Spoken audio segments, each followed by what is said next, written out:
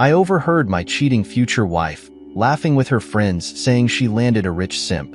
So, I showed her what this rich simp can actually do. We met in college and remained just casual acquaintances at the time. We both took a couple of the same classes and hung out a few times, stayed in contact but never too terribly close. We both graduated, and a few years later we reconnected after randomly running into each other after we unknowingly both moved to the same city. It was around that time that my career really took off. A few senior engineers from my company recruited me for a startup they had been working on. We got a few big clients and venture capitalist funding pretty early on, so within a few years the money really started to roll in. She and I started dating, and honestly up until now I've been nothing but happy. Things were going great, and I felt like I was really close to her. I've been nothing but doting and appreciative of her. This all began to shift last week when I overheard her talking to her friends about how she views me. I had planned to work later than usual, but came home early with a stomachache and went to lie on the bed. I must have fallen asleep for about 2 hours, but when I woke up I could hear her in the living room with some of her friends while they were drinking. The conversation was pretty casual until they started talking about the wedding and our relationship in general. Through the laughter, she went on to describe how she had landed herself the perfect rich simp, how she basically controlled me, and how I would give her the life she always wanted. I was just a tool for her to use. Her friends thought it was hysterical and egged her on. I know she was drinking, and I know maybe she was joking, but for me the trust is gone. I don't feel like I can still marry her when I've heard in her own words that she sees me this way. When she later went to the bedroom, she seemed surprised to see me, but she also assumed I'd been asleep. I haven't confronted her yet, and I'm just dreading canceling the wedding, which is scheduled for next April. Update 1. Sorry, it took me a couple of weeks to post an update, but it's been really hectic. I confronted her a couple of days after my initial post. I wanted to see if she would be honest, if there was even a chance of working this out, so I initially didn't allow her to know I personally overheard her. I told her I heard a rumor that she had been talking about me that way. She pressed me for a name, but after I refused to give her one, she flat out told me repeatedly that I had been lied to, that she would never talk about me that way. I then told her I personally overheard her, then her entire demeanor changed. I think she hadn't considered that I'd been awake when she had her friends over, or that this was such a common topic of conversation that she didn't know exactly which specific conversation I had heard rumors of. I told her I was calling off the wedding, then she started crying, and I genuinely felt bad, but at the same time I can't really trust her anymore. She left and I have no idea where she went, but I got a few calls from her friends later that night and the next morning. They were the same friends I overheard earlier, so I just never answered. Her dad randomly showed up that afternoon and seemed surprised at what I said. She hadn't given him a detailed reason for why I was calling off the wedding, just that she had lost my trust. She didn't have much to say after I told them, but said I should try to work things out. She came back the next day, and I still have no idea where she went, nor do I really care. I was blunt and told her she would need to find a new place somewhat soon. Since then I've been spending as little time as possible at home, and she seems to be gradually removing some of her smaller personal items. It's a mess, and she keeps trying to salvage things, and when that fails the crying starts. I'm glad I found out sooner rather than later. Alright, final update. My ex and one of her male friends showed up with a U-Haul to get the last first of the weekend after my last post. I didn't trust their chemistry together, but I also didn't really care. I didn't even bother to learn if she has a new lease or if she was staying with him. She thankfully left my ring behind, but I don't know what to even do with it. It cost me $15,000 retail, but the resale looks like a fraction of the original cost. I also have a lot of work to do to recoup my deposits for the venue, caterer, and planner.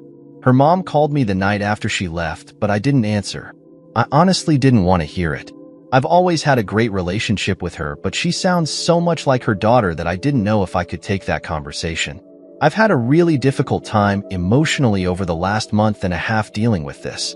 I've always been a casual drinker, but lately I've been avoiding going home and drinking with old friends far more constantly to avoid having to deal with the fallout. I know it's not healthy, but it's all I could do to not fall apart completely. Some of that spilled over into my work, and I think the other founders noticed. I lead a small DevOps team and do a ton of technical work myself. Because of this, my mistakes are really easy to notice since they largely manifest in infrastructure breakage, CI/CD outages, and downtime in key applications. I don't know how exactly they learned what happened, but after I mentioned I wouldn't be going to see family during Thanksgiving, the CTO sent me a text asking me if I was home, then showed up with the CEO 30 minutes later the night before Thanksgiving. The CTO had apparently learned what happened a few days before, and he, along with his wife, had spent most of the day basically making me a feast. It was incredible. Beef bourguignon, brochette potato salad, lasagna, devil's eggs, duck roast to say the least. The CEO brought an incredibly expensive bottle of whiskey and some high-end Japanese A5 steaks. I was brought to tears. I had never been shown this much love and appreciation in my entire life. I will never forget it.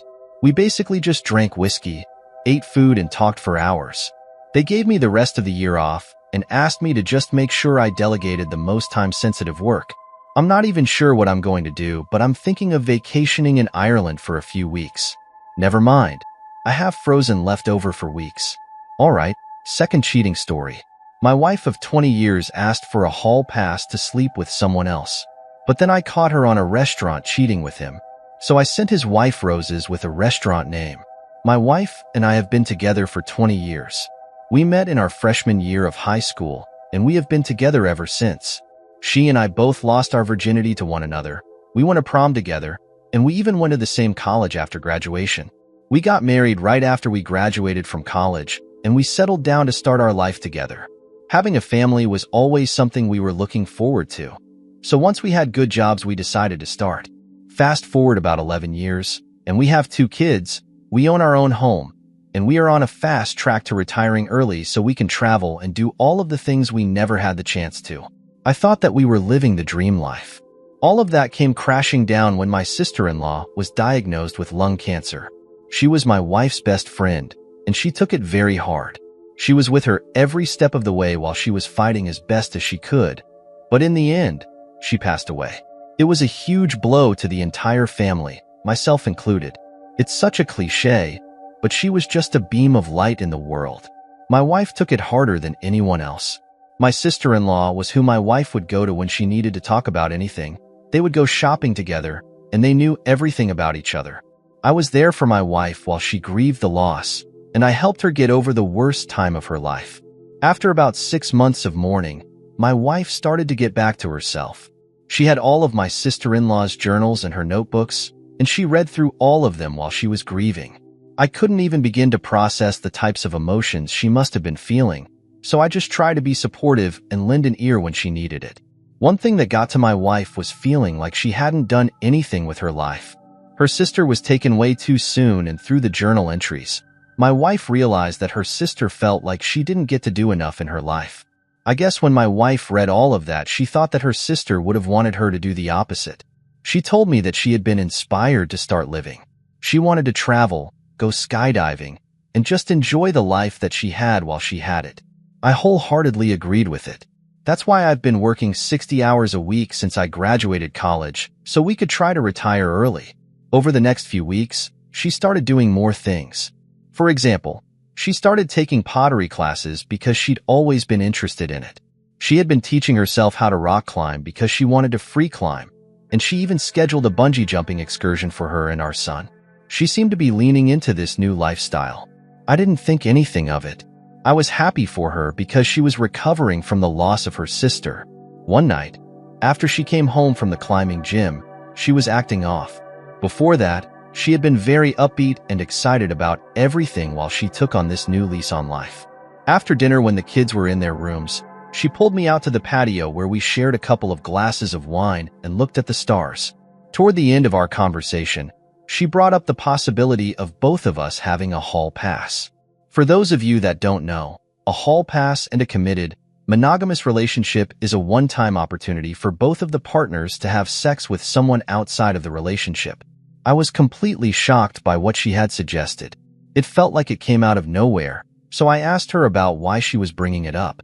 She assured me that she loved me, but she felt like she might have been missing out on a part of her life because she had only ever been with me. She tried to say it in a way where I wouldn't be hurt, but it was impossible not to feel horrible when she said that. I told her that I wasn't supportive of the idea. She and I had been married for 20 years, and I didn't understand why it was a problem all of a sudden.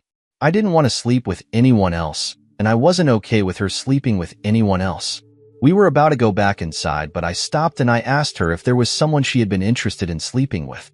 She was hesitant to tell me the truth, but after a few moments, she told me that there was another person who went to the climbing gym that she was attracted to. She told me that he had always been flirty, and recently he asked her out for drinks. I was assured that she said no, and that she would tell him that she was married. But I still went to bed that night with a sour taste in my mouth. It took a few days for me to come to terms with what she had suggested. I was unbelievably hurt by it, but after some time, I forgave her and we carried on as if the conversation never happened. After a week or so, she told me that the climbing gym offered a class to start working outdoors and that she wanted to sign up for it. One Saturday, she went out early in the morning with the class. At least, that's what I thought was happening. Our daughter had been entering those years where she started lying to us about where she was going so she could go to parties and hang out with friends we didn't approve of. So, we told her to leave her location on Snapchat maps so we could verify she was where she said.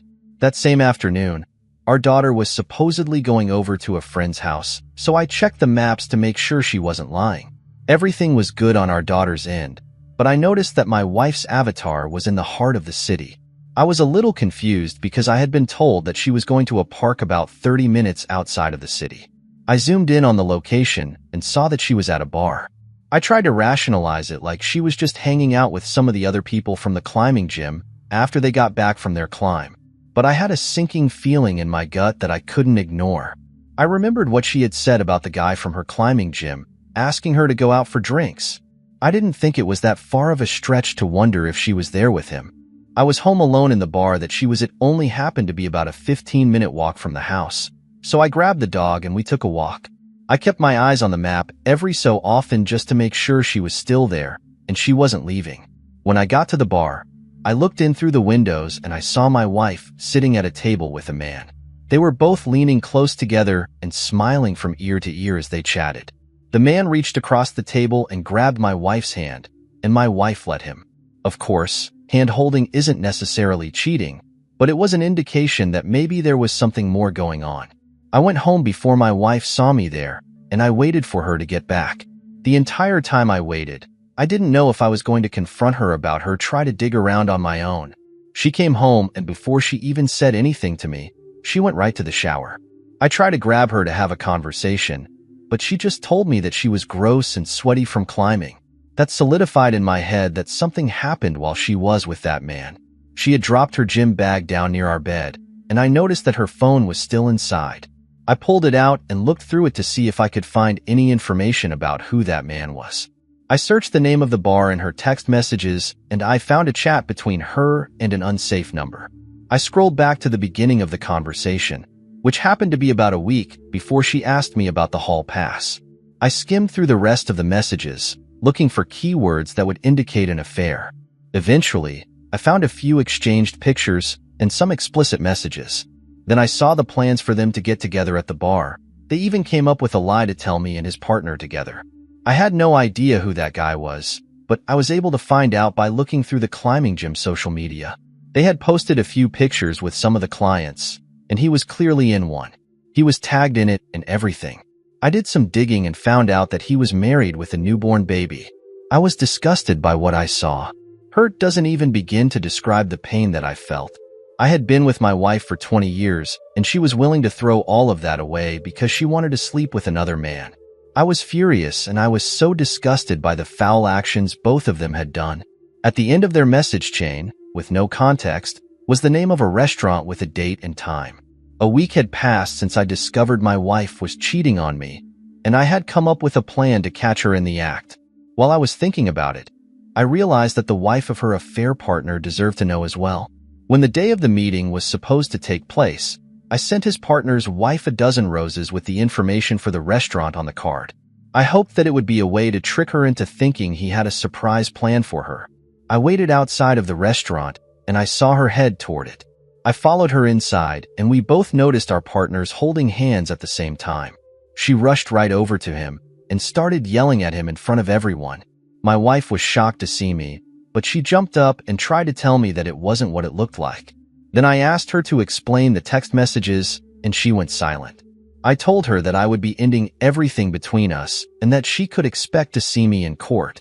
We spent the next 8 months in a divorce battle over what happened. The biggest issue that we had was custody. We both wanted primary custody of our children, but in the end, we were given joint custody. I was able to keep the house, and she was entitled to no spousal payment from me. Her affair partner was also divorced, and he was forced to pay child support and alimony to his ex. My ex and I only recently finished the divorce proceedings, and we're finally done with each other. I honestly don't know what to do from here. I had only been with one woman, and she stabbed me in the back, and I'm not sure how to move forward.